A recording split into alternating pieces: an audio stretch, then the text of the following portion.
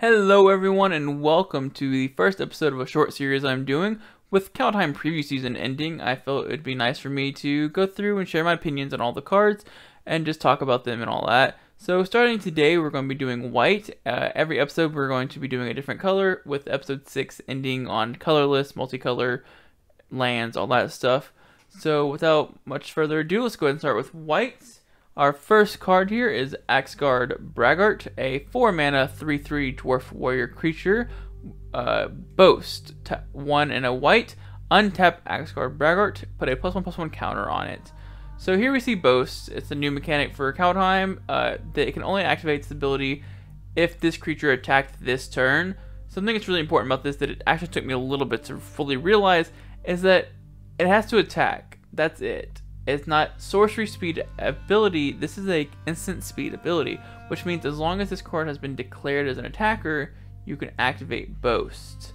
So you can declare him as an attacker, pay his Boast cost before defenders are declared, and then he's a 4/4 that's not tapped, that's attacking. You can do it after the defenders are declared, before damage is dealt. In that case, you can combat trick your opponent into losing a creature or something like that. It's really nice. I don't think this is great for competitive or constructive competitive, but I think it'd be nice for limited, right? It has a pretty good floor for limited, so it's nice to see it. I like it. Next up, we have a Battershield Warrior, a 3-mana 2/2 human warrior creature, uncommon, with Boast 1 and a white. Creatures you control get +1/+1 until end of turn. Again, not a competitive card, not a constructive competitive card, but definitely a good limited card. If you're going wide and white, you can Boast this card out, and all your creatures get +1/+1, and you can win out a game that way. Next, we have Battlefield Raptor. It's a 1-mana 1/2 creature, bird creature, common. I love this art, hence why it's the background for everything. It has flying and first strike. This card actually may very well be competitive, and the reason I say that is because Healer's Hawk was competitive from War of the Spark, I believe, is when it was printed. So Healer's Hawk was a 1-mana 1/1 with flying lifelink. This is a 1-mana 1/2 flying first strike. The reason why I think that matters, it's such a big deal, is because there's a very certain 1-mana 1/1 first strike red card right now that this blocks out entirely. It doesn't trade with it, it actually takes it on and wins. Like, that's the 2 toughness allows it to survive the first striking of that other red card, and so it takes it out. And I think for that reason, it actually may see constructive competitive play, at the very least in sideboards, possibly. Next up, we have Beskar Shieldmate, a 2-mana 2/1 creature human warrior, common, with when Beskar Shieldmate dies, create a 1/1 white human warrior creature token. This may be seen in, I don't know if it's going to be necessarily competitive for constructed, but I definitely could see it being in like mono white weenies, Selesnya tokens, stuff like that. It has a built-in protection, quote unquote, from like board wipes, such that if you have 1, 2, 3 of these guys on the field and it gets wiped out, you're not losing your entire board state, right? You get however many little 1/1 human warrior creature tokens for you, and so you're still in the game. And if you're playing something like tokens, trying to go wide, it helps that. So it may be seen competitive, pretty good for limited for the same reasons. Bounding Gold, a 3-mana enchantment aura, common, with enchant permanent. Enchanted permanent can't attack, block, crew vehicles, and its activated abilities can't be activated unless they're mana abilities. This is a really good card. This is a great card. I'm surprised it's actually a common. I kind of figured it'd be an uncommon. It's better than Luminous Bonds, which was seen from Ravnica Allegiance and Guild of Ravnica. One of those two, I can't remember which one it was. But it's a better version of that. It's a 3-mana still, so it doesn't cost any more, but it prevents crewing of vehicles, and it prevents activated abilities from happening. This actually blocks out a lot of stuff that happens. So, or I say blocks out, it cancels out, it just prevents anything from happening from a lot of different decks on a lot of different angles. If it's an aggro deck, you can, prevent a big creature from attacking or blocking you. If it's a sacrifice deck or something like that, you can prevent the key from activating its ability to sacrifice things or whatever, you know. So it really helps with that. Crew vehicles isn't that big of a deal right now. I mean, there are some more vehicles in Kaldheim, but hey, it's just something extra it can do, right? It's just an extra add-on that even if you don't want to use it for that, that's fine. It's just something that it can do possibly in Eternal formats. Next up we have Clarion Spirit, a 2-mana 2/2 creature spirit uncommon. Whenever you cast your second spell each turn, create a 1/1 white spirit creature token with flying. This, whenever you cast your second spell each turn, is a recurring theme throughout much of these cards, and I think it's kind of going with the foretell mechanic, the idea that you'll foretell a card for 2, you know, you'll exile it for 2 mana, and then later on you'll be able to cast or foretell multiple at a single time. I think that's the idea they're kind of going with here. And so this card may be seen in competitive or constructive competitive in like mono white or Selesnya tokens or anything like that, some sort of token deck, just because again it creates a token whenever and it can create multiple tokens. It's not just when it dies. So this one may see more play than the other one. Code Spell Cleric, a 1-mana 1/1 creature human cleric common, vigilance, and when it enters the battlefield, if it was the second spell you cast this turn, put a +1/+1 counter on target creature. Again, if it's the second creature that enters, or sorry, this is the second spell that's cast, you get a +1/+1 counter.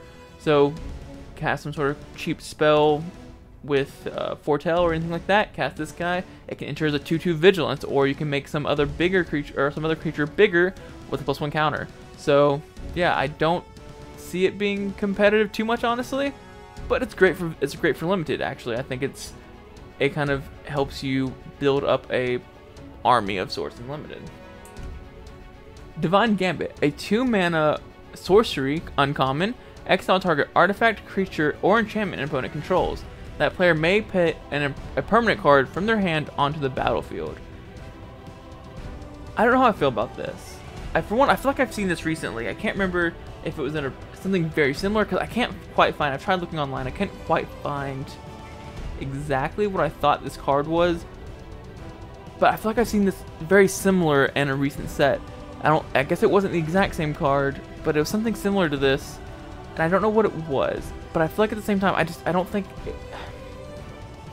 the problem with this card is that you can exile target permanent, basically, the artifact, creature, or enchantment, and they get to put any permanent in their hand onto the battlefield, and you may be getting rid of one threat, bring another threat in. You know, you don't know, and I get that's kind of the idea.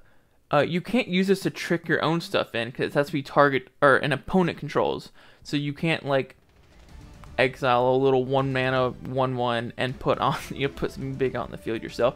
You can't do that, which would make this card amazing if you could, but you can't do that. It's only for opponents. I don't think it's going to see very much constructed play.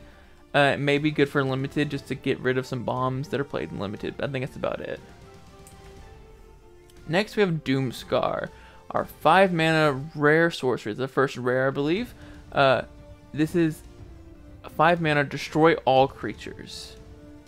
So this is our Wrath here. This is our board wipe for this set, or one of them actually. I think there's a couple others, but this one's really interesting. It has a foretell cost of 1 and 2 white, so you can exile from your hand for 2 and then later cast it for 2 cheaper.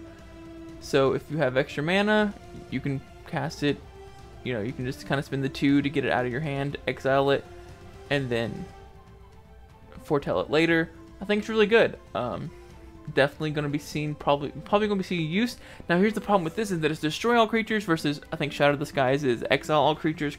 So which ones want to see more competitive play? I don't know. This one's more expensive, but it has the foretell mechanic built in, so it could be cheaper, you know, depending. It could be split up over multiple turns. You can spend 2 mana now and 3 mana later, and it'd kind of be split up over turns, which is nice, but it's just exiling is better than destroying, and we have Shadow of the Skies, which is an exile effect. But on the flip side, it has a benefit for those that have creatures of toughness or power 4 or greater. It allows you to draw a card. So it's, I don't know which one's going to see more play, but we'll see in the future. But I definitely think this could be a competitive card, just because it's a good board wipe that can be played for really cheap. Next we have a Doomscar Oracle, a 3-mana 3/2 creature human cleric common. Whenever you cast your second spell each turn, you gain a life. Sorry, you gain 2 life, my bad. And Foretell for 1 white. This is probably good for limited. I don't know if it'll be even in like a life, maybe a budget life gain, because I'm sure it's probably good for a budget life gain deck, if that's what it could be used for that. The Foretell makes it really good, or makes it good. Again, you can kind of split it up over 2 turns. That's the whole Foretell mechanic, really, in a nutshell. Is for the most part, it just allows you to split your mana cost over 2 turns or something like that, rather than having to pay all of it at once. I actually thought they would do Foretell a little bit different than they did. There's only 1 card so far that I've seen that does it the way I thought they would do it. There's 2 cards, I think. I thought they would have it such that if you Foretell a card, you may have to pay more mana over for it or something like that, but you get additional effects. So like it'd be like if this card entered the battlefield and it was foretold, or if it was foretold, it gains vigilance, or it gains whatever. It enters with a +2 or +1/+1 counter on it, or 2 +1/+1 counter, whatever, something like that. It enters with extra effects on it. That's how I thought they were going to do Foretell, honestly, but they haven't actually really. So I'm surprised by that. But still, not a great card. Pretty good for limited. Let's just go on to the next one.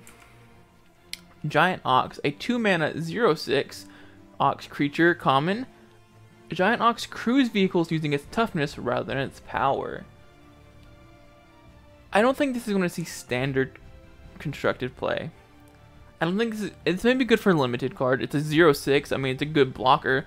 It blocks out most things pretty easily, but I don't see it being a good card in in constructed that much, or at least in standard, just because there's not a lot of vehicles.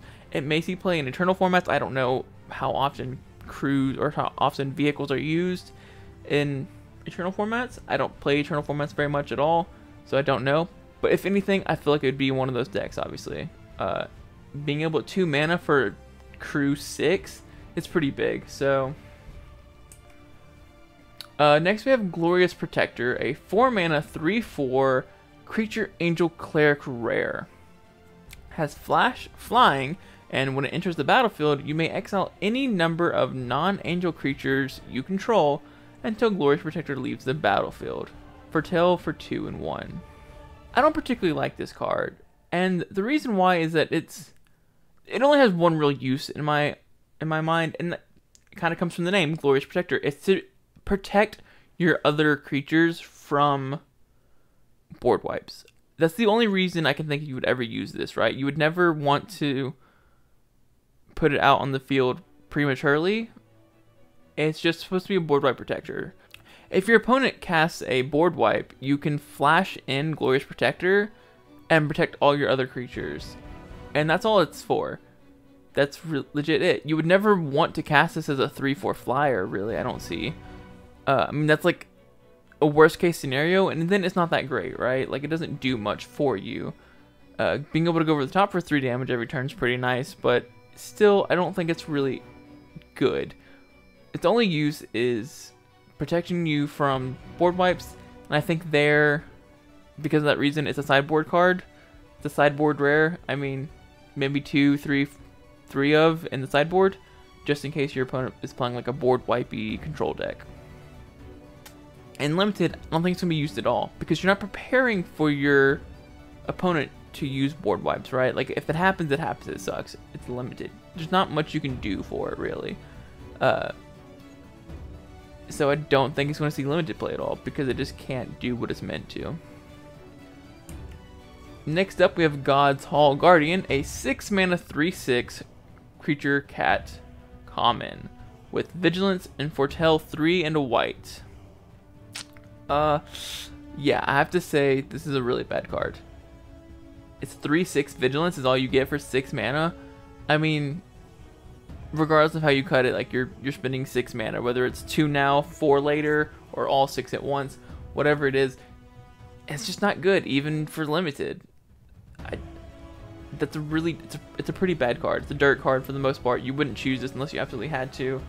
I mean, it's a good blocker with 6 toughness, but at 6 mana, you should definitely be getting. You shouldn't be getting blockers at 6 mana. You should be getting aggro-y bombs that can win games at 6 mana. So, Next we have Gold Maw Champion, a 3 mana 2/3 creature dwarf warrior, common with Boast, 1 and a white, tap target creature. This is a good card, but I don't think it's really competitive level, right? So I have to think to me it's very similar to Giant Killer from Giant Killer is what it's called. Giant Killer from Throne of Eldraine. It's a similar ability, right? And Throne of Eldraine, or for Giant Killer, it's tap it, 1 and a white, target creature, tap target creature. This one's similar, different, right? It's you have to attack with this creature and then pay 1 and a white. So you're still tapping it, but you have to attack. So for that reason, it's weaker because you're forced to attack with it, which means you may be attacking into a better board state or something. But realistically, you wouldn't want to tap a target creature under certain conditions. For the most part, you wouldn't want to attack.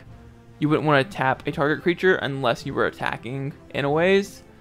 So it's kind of like one of those things where it's like, it also is 1 mana more expensive than Giant Killer. So there's pros and cons to it. I don't think it's going to see competitive play, especially with Giant Killer still in the format. Maybe if Giant Killer rotates and nothing better has come along by then, maybe this will replace it, but I don't know. Limited wise, great card though. For limited, you get to tap a bomb or whatever your opponent plays, and you get to get through for 2 possibly. It's really nice. Alright, so up next we have our first double-faced modal card. On one side we have Halvar, God of Battle, a 4 mana 4/4 legendary creature god with creatures you control that are enchanted or equipped have double strike. At the beginning of each combat, you may attach target aura or equipment attached to a creature you control to target creature you control. It's kind of a mouthful. So basically that's just saying that the first part's really easy, right? If a creature you control is enchanted or equipped with something, it automatically has double strike. So, big plus, right? Secondly, at the beginning of each combat, you can take 1 aura or equipment that is already attached to a creature and move it to another creature you control. So you get to move 1 aura or enchantment from a creature to another creature, which is nice. You can move around auras basically for free, right? Like it's not like auras usually can't move. Now they can with Halvar. On the other side, we have Sword of the Realms, a 2 mana legendary artifact equipment. Equipped creature gets +2/+0 and has vigilance. Whenever equipped creature dies, return it to the owner's hand. The equip cost is 1 and a white. So, on one side, we have an extremely powerful god that is meant for equipment and enchantment decks and all that stuff. On the other side, we have a very powerful equipment that not only boosts strength and gives vigilance, but also essentially makes the card immortal in a weird way. Like your creature can't die. I mean, it can be exiled and that's it. If it was to die, it goes to your hand, you place it down, and you re-equip Sword of the Realms and just keep going about your day. It's really nice. I think I'm actually, if I had to check like the top 5 cards, something like that I'm kind of excited to play with, this is actually a card that I'm really excited for. I really like Boros aggro, equipment, enchantment decks, and this is definitely going to be a inclusion in that. It'll be tier 1 type of deck in constructed standard, I don't know, but it definitely would be fun to play, so I'm excited for it.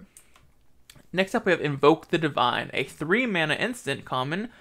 Destroy target artifact or enchantment, you gain 4 life. This is basically disenchant. For 1 extra mana, you gain 4 life. Don't think it's going to see much play in standard or any constructed at all for that matter, but it's nice, and it's a nice instant artifact or enchantment removal in limited. Up next we have Iron Verdict, a 3 mana instant common.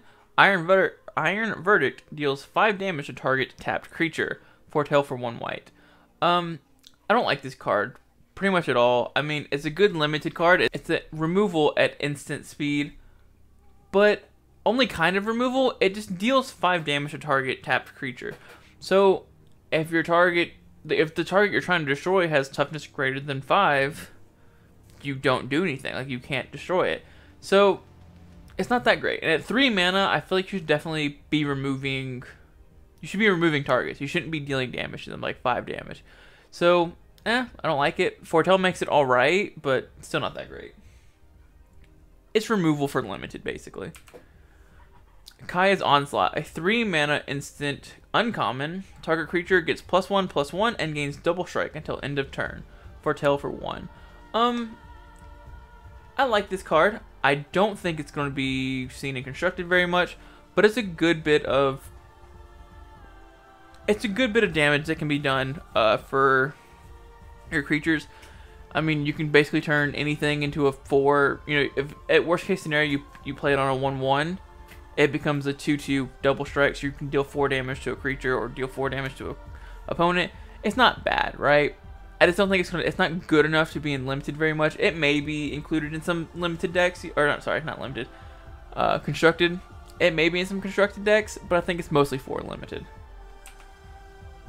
Next up, we have Master Skald, a 5 mana 4/4 creature dwarf warrior common. Whenever Master Skald enters the battlefield, you may exile a creature card from your graveyard. If you do, return target artifact or enchantment card from your graveyard to your hand.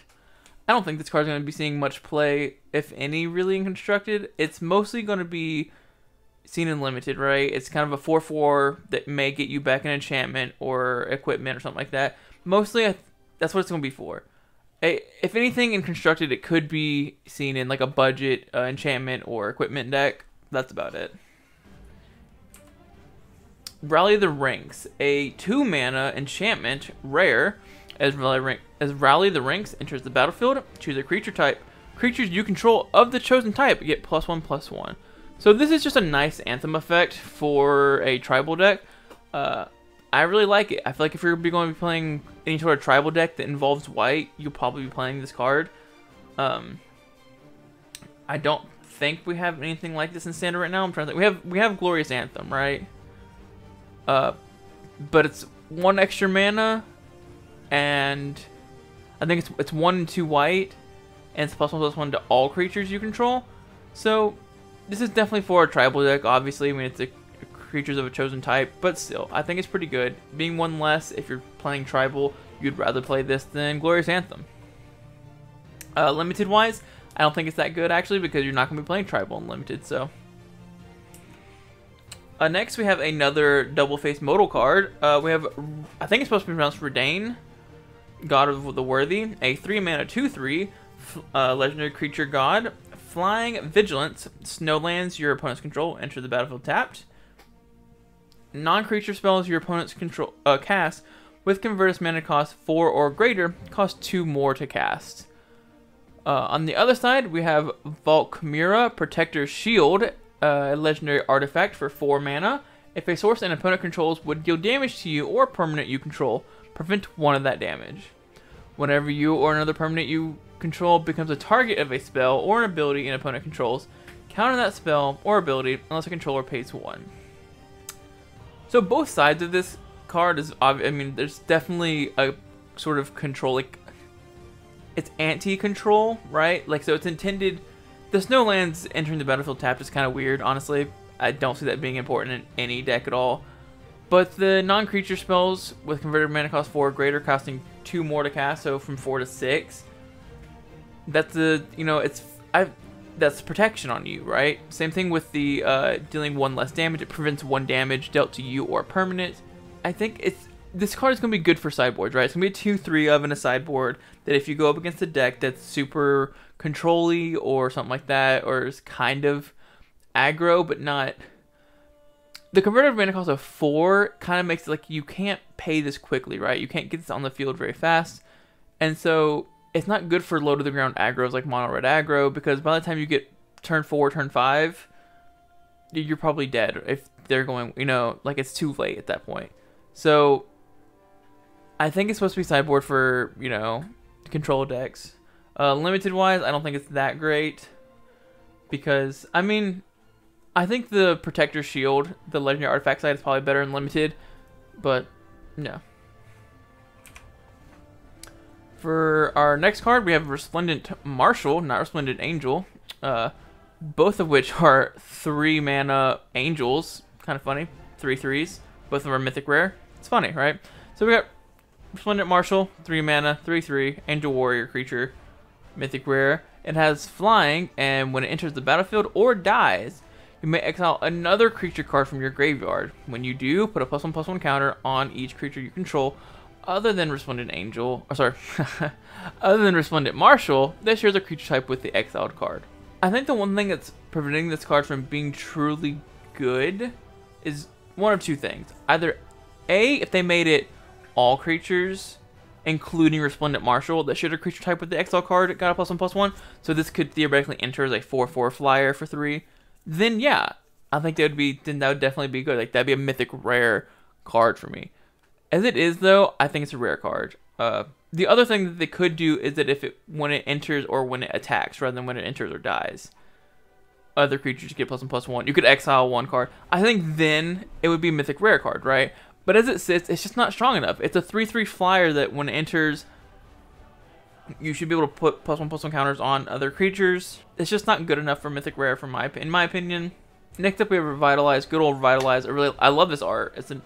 It was this and the Raptor were my two which arts do I like the most out of the mono whites. So we got Revitalize, 2 mana instant at common with you gain 3 life and draw a card.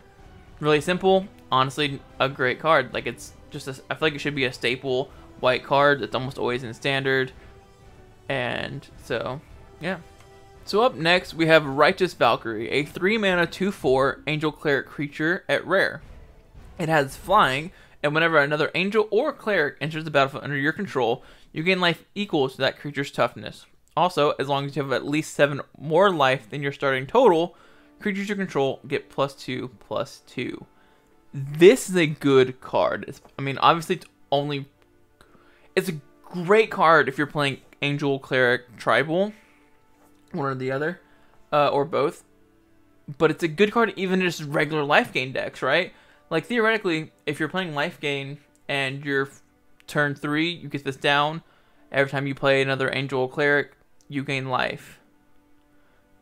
Even if you don't play Angels or Clerics, though, you can gain life in other ways, theoretically, right? If you're a good life gain deck, you gain life in other ways, and eventually you hit 7 more than your life total, like starting total. That's not hard to do. At that point, this thing becomes a 4/6. All other creatures get +2/+2. Not just this, all creatures get +2/+2. But late game, if you've gained a decent amount of life towards the beginning, let's say mid to late game, if you draw this, it's not a dead 3-drop, right? Like, you play this, as long as you have 7 more life, it enters as a 4/6 flyer, and all your other creatures get boosted. This can change the tide of a game, in my opinion. This card is good enough that as long as you have, as long as you're, haven't completely lost the game, right? Like, if you're a life gain deck and you have under 10 health or something like that left, like, then you're probably going to lose anyways, right? Like, you've lost a lot of life. But as long as you still have somewhat control of the, of the battle, of the game, then I think this is actually a good game. Like, this is a good card that can change the tide of the battle, and I really like that. In terms of limited, a little less so, because it's harder to build life gain decks in limited, but if you can, this is definitely a bomb to have in a life gain limited. So up next, we have the first of, what I believe to be a cycle of cards that are introduced in Kaldheim, and we've got Rune of Sustenance. It's a 2 mana enchantment aura rune. As far as I know, this is the first time that runes have made an appearance in Magic. I couldn't find anywhere online where runes were talked about previously, where they were a subtype before. But these cards are great. I love these so much because they're different than just your standard enchantment auras. So in this case, you get, when it enters the battlefield, enchant permanent, and you get to draw a card. So you get a free draw off of this card in particular. That's great. Also, as long as enchanted permanent is a creature, it has lifelink. So like any other ordinary enchantment aura, you enchant a creature, this one gives it lifelink. As long as enchanted permanent is an equipment, it has equipped creature has lifelink. So these runes are enchantment auras that can be applied to either creature or an equipment, which make them more permanent, right? Because like, if you equip a enchantment onto a creature, it can be removed in any way, and it's gone. Removing creatures is a lot easier than removing artifacts. So if you equip this onto your Embercleave, and your creature is a 4/4 double strike trample lifelinker now, that's huge. And not only is it just you get 8 life every turn you attack with that creature or whatever. You get, you know, whatever. But also, it's harder to remove Embercleave than it is to remove a creature. You can destroy target creature all day long. They're more common to destroy target creature. It's less rare. It's more rare to have destroy target artifact or something like that. So that's huge. I think these new aura runes are not necessarily game changers, but they're big, and I love them so much. So excited to see these played. So up next, we have Runeforge Champion, a 3-mana, 2/3 Dwarf Warrior creature at rare. It has, when it enters the battlefield, you may search your library and or graveyard for a rune card. Reveal it, put it into your hand. If you search your library this way, shuffle it. You may pay 1 rather than pay the mana cost for rune spells you cast. So this is a tutor specifically for the new runes. Also, it allows runes to be cheaper. This card isn't necessarily required to play runes in a deck, by no means. Runes are relatively cheap on their own and stuff. But getting a tutor specifically for runes is really nice, and being able to make them cheaper is obviously a plus, right? So I think this is great. But the fact that they actually included this card, in my opinion, makes it seem like they plan on runes sticking around for a long time. I don't think this is going to be a Kaldheim thing, right? I feel like they wouldn't make this card for a cycle of 5 cards, right? Like this, you know what I'm saying? Like this creature, as of now, can only grab 5 specific cards. But I think they're keeping an eye out for the future that runes are going to be a thing of Magic now. Runes are going to be semi-permanent. And so this is the card that they can keep. It could... Obviously, it's in Eternal formats now. If people use runes in Eternal formats, they'll probably be using this card. Limited-wise, it's not that great. It's just a 2/3. Unless you have a rune in your deck, and then it's good, but... next up, we have a Search for Glory, a 3-mana snow sorcery. So our first snow card. I think also the only snow card of the whites. But it's a rare, and it has Search your library for a snow permanent card, a legendary card, or a saga card. Reveal it, put it into your hand, shuffle your library. You gain 1 life for each snow mana spent to cast this. This card is interesting, right? So, like, obviously if you're playing...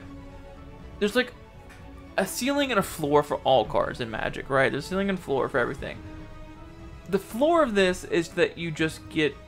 You either get a snow permanent, a legendary card, or a saga card. Put it in your hand, so it's a tutor. But that's never going to happen on its own. You're not going to play this card unless you're playing snow land, unless you're playing... So realistically, the floor and the ceiling are kind of the same.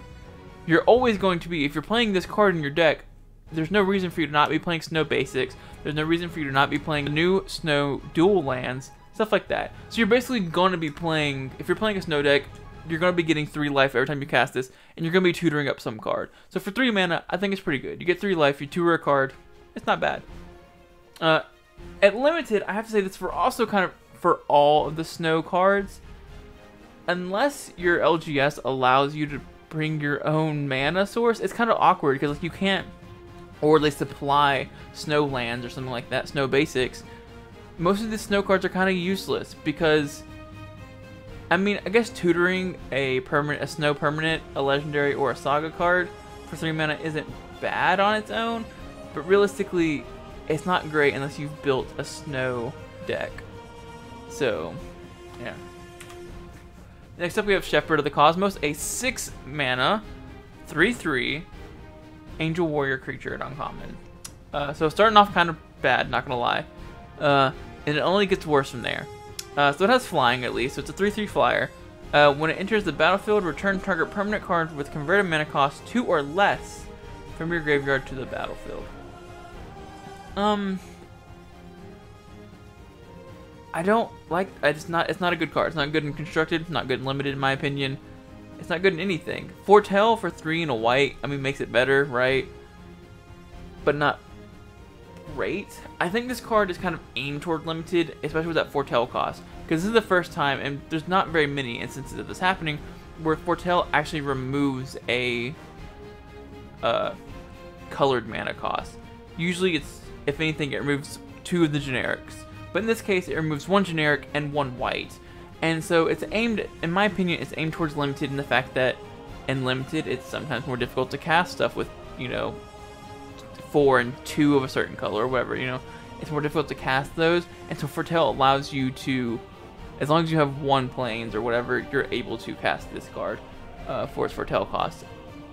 But I just don't think it does a lot. For 6 mana, you get a 3/3 flyer, and you get a 2 or less. You get a CMC 2 or less creature or permanent from your graveyard to the battlefield. Like, it's just not doing that much, and I feel like at 6 mana, it should be doing a lot more. So, and in limited, it's not a bomb. At 6 mana, it's not a bomb. It's not winning you a game. Bringing out a 3/3 flyer and getting a 2 CMC permanent from your graveyard isn't going to win you the game. I don't think it's that great. Up next, we have Sigrid Godfavored, a 3 mana 2/2 legendary creature human warrior rare. This is a cycle of cards. I don't know exactly what they are for. I know it's like there's clans or tribes or something like that of Kaldheim, and this is a clan leader. But either way, it has a flash, first strike, protection from god creatures, and when it enters the battlefield, exile up to 1 target attacking or blocking creature until Sigrid leaves the battlefield. So this is a great kind of combat trick type of thing where it's your opponent swings in with a bomb of some sort, you flash this in, you get rid of it.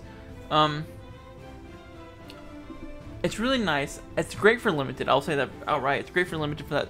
For what I just said, it gets rid of bombs pretty well, and it's got some decent protection. Having first strike on it helps it stay alive a little bit longer in combat situations. Protection from god creatures doesn't matter too much realistically. I know we have a lot of gods right now in standard. We have the Theros block, or the Theros Beyond Death gods. Now we have Kaldheim gods. We have a lot of gods in standard, so it's helpful, but I don't think that's a big deal. But either way, limited is great, and constructed it's probably going to be pretty alright. I don't think it's going to be a tier 1 deck of any sort or anything like that, but you know, it's alright. Next we have Spectral Steel, a 2 mana enchantment aura uncommon. Enchanted creature gets +2/+2. For 1 and a white, you can exile Steel from your graveyard, return another target aura or enchantment card from your graveyard to your hand. So this is really good for Boros aggro, for Boros equipment, and enchantments and whatnot. For 2 mana, getting a +2/+2 is pretty good in my opinion, right? Like, all right, so you enchant this creature, it gets +2/+2, and then something happens to your creature, it dies, whatever. You then get more value from this thing being in the graveyard, which is very rare for enchantments in general. Cards are very rare for enchantments, pretty rare for cards in general. You get value from being in the graveyard that you get another aura and equipment back to your hand. So if something happens and your opponent does have destroy target artifact or enchantment or something like that, and you lose your Embercleave or you lose Maul of the Skyclaves, something like that happens, you get it back with Spectral Steel. I really like that. So for constructed, I think it could definitely be seen and used in the Boros equipments and stuff. For limited, +2/+2 to any creature is never bad, so I think it's a great card all around. Next we have a Stalwart Valkyrie, a 4 mana 3/2 angel warrior creature common. You may pay 1 and a white and exile a creature card from your graveyard rather than pay this spell's mana cost. Flying. This is not a constructed card. This is a limited card. But it's not a bad limited card, actually. I mean, at 4 mana, a 3/2 flyer is it's not good, right? But a 2 mana 3/2 flyer, that's pretty good. I like that. I mean, as long as you don't have any graveyard shenanigans going on, which it doesn't seem like so far, at least at all in white, and I don't remember seeing too much in the other colors of a lot of graveyard shenanigans going on. If you're playing limited, you're not going to have a lot of graveyard stuff going on. So exiling a creature card from your graveyard doesn't hurt you at all. It makes it cheaper to pay for this card. 3/2 flyer is always great and limited. Next we have Starnheim Courser, a 3 mana 2/2 creature Pegasus common. Flying and artifact enchantment spells you cast cost 1 less to cast.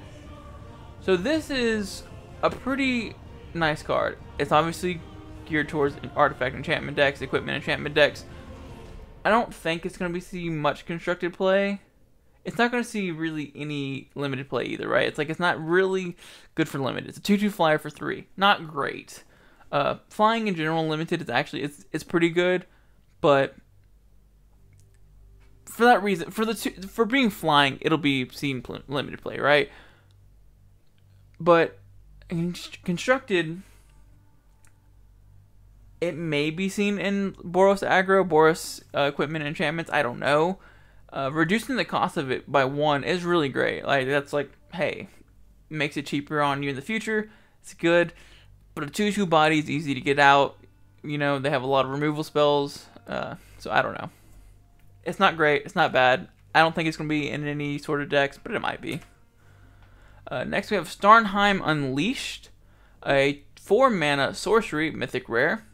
Create a 4/4 white angel warrior creature token with flying and vigilance. If this spell was foretold, create X of those instead. So its foretell cost is double X and 1 white. So this card has a decent floor, right? For 4 mana, you can create a 4/4 flying vigilance creature. That's not bad, you know? That's pretty, I would say it's pretty standard, right? Like, it's good for the vanilla test. It's good. It passes, right? A 4/4 flying vigilance creature for 4 sounds good. But the ceiling of this thing is actually pretty good, right? You can easily create 3 or 4 of these guys, or girls, you know, they're Valkyries. You can create 4 of these relatively no problem. I mean, getting 9 mana isn't the easiest, don't get me wrong. But like, have you seen the ramp decks that are out there right now? Getting 9 mana isn't really hard right now. Like, get 4 4/4 flying vigilance creatures out. I don't know, pretty good. As a solid floor, a really high ceiling with the ramp decks we have currently. Pretty good. I think in limited, it's good for the same reason. The floor is high enough that like a 4/4 flyer for 4 is great. Next up we have Story Seeker, a 2-mana 2/2 dwarf cleric creature at common with lifelink. I don't think it's going to be a constructed play at all, but it's a nice limited card. 2-mana 2/2 lifelinker, that's great. I mean, there's nothing wrong with that. It gets you a little bit of health, can ping your opponents down a little bit. That was pretty good. Next we have Usher of the Fallen, a 1-mana 2/1 creature spirit warrior uncommon. It has a boast for 1 and a white. Create a 1/1 white human warrior creature token. This is pretty good for limited for sure, right? You get to go wide.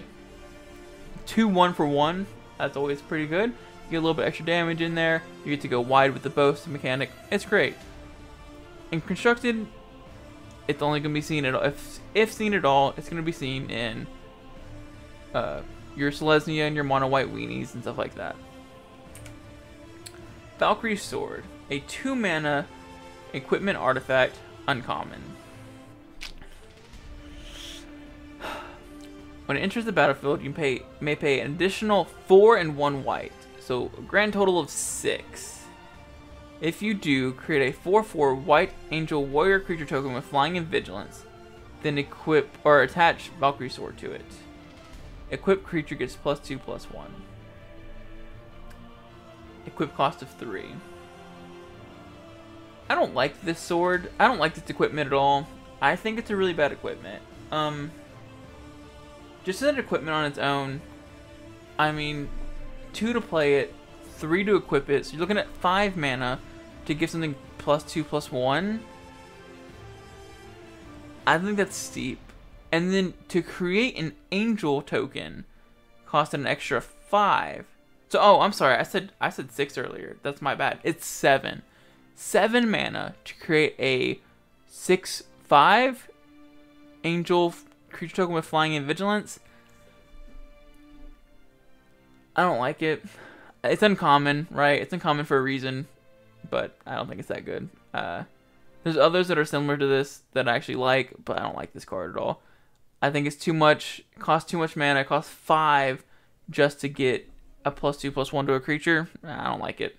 Limited or constructed, I don't think it's good. Next we have Valor of the Worthy, a 1-mana enchantment aura at common that has enchant creature, and it gets +1/+1. When enchanted creature leaves the battlefield, create a 1/1 white spirit creature token with flying. This is pretty good. I think this is great in limited, right? 1 mana, you get a +1/+1 to any creature, and then if something happens to it, you create a 1/1 replacement with flying. I like that. I think this may be seen in the weenie, the mono white and the Selesnya weenies. It does create a token on leaving the battlefield. It makes something more powerful that's already on the battlefield. It's only 1 mana, so having a couple of these in the deck isn't that big a deal. I like it. Next up we have Warhorn Blast, a 5 mana instant at common. Creatures you control get +2/+1 until end of turn. Foretell for 2 and a whites. I don't think it's not intended to be a constructed card by any means. It's definitely a limited card. You swing in, you foretell it, you swing in, and you cast it for its foretell cost for +2 to all your creatures. I think it's meant to be a game closer in limited. That's what it's intended for. You go wide, you add +2 to all your attacking creatures, and you hit them for fatal. That's what it's intended for. It's not going to be good in constructed at all, but it's a great finisher for it's a great closer for limited. Finally, we have Wings of the Cosmos, a 1 mana instant at common that has target creature gets +1/+3 and gains flying until end of turn. Untap it. This is a really good card. It is great for limited, right? Like, if your opponent swings in or something like that, you can untap any creature you have, gains flying. That +3 to toughness means it's really likely to survive an attack. And the +1 to strength may mean you may trade or something like that, or you may take out their creature and yours survives. Anything like that. Giving it flying means that it can block more. It's really good. I like it in limited. In constructed, the same reasons. I think it could be good. I think it's a good couple of in a deck, right? It's not amazing, but it's not a bad card, especially at common. Like, this is a really good card to have at common. I like it. I definitely I could definitely see several of these be ran, or like 2, 3, something like that, be ran in decks. Just kind of semi-common, not necessarily in every white deck or nothing like that, but it could be in a deck just because it's a good combat trick to have up your sleeve at any time. So there are our mono white cards from Kaldheim. I hope you enjoyed watching this video. If you did, leave a like and subscribe. Write a comment down below what you think of these previewed cards. How do you feel about them? Do you agree, disagree with my opinions? What do you think of, all the cards? I'd like to hear some feedback. Just talk about, how you feel about it. Tomorrow, I'm hoping to post blue, and I may be able to post more than one tomorrow. We'll see. I'm just kind of trying to turn these out as fast as possible. Little to no editing if possible, and just get them out there. So, thank you so much for watching. I hope you enjoyed, and I will see you all guys next time.